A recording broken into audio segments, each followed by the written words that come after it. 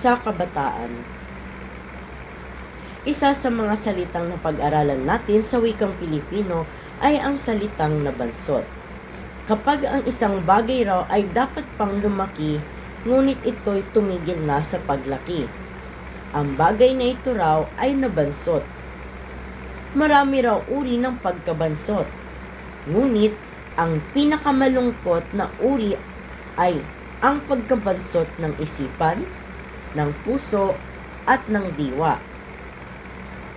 Ang panahon ng kabataan ay panahon ng paglaki, ngunit ang ating paglaki ay kailangan paglaki at pag-unlad ng ating buong katauhan.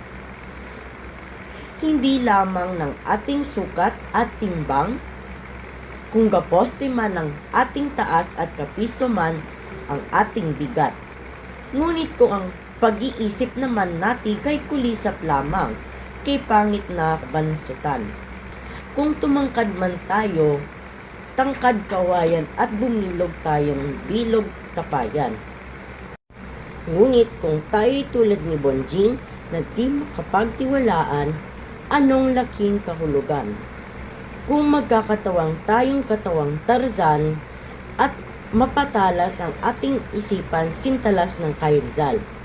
Ngunit kung ang ating kalooban na may itim na duwende ng kasamaan, anong kapinsalaan para sa kinabukasan?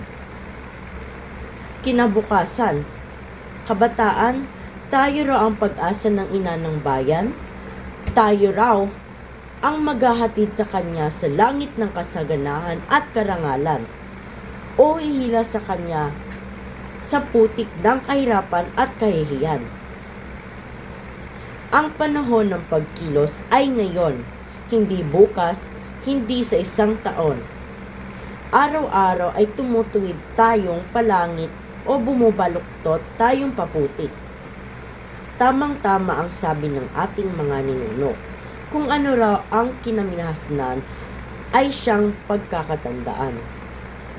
Huwag nating akalaing makapagpapabaya tayo ng ating pag-aaral.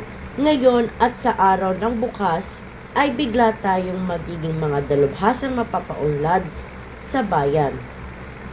Huwag nating akalaing makapagdaraya tayo ngayon sa ating mga pagsusulit, makakapupit sa ating mga magulang at mahiwagang araw ng bukas, makakaya nating baliktin ang mabibigat na suliranin ng ating bansa.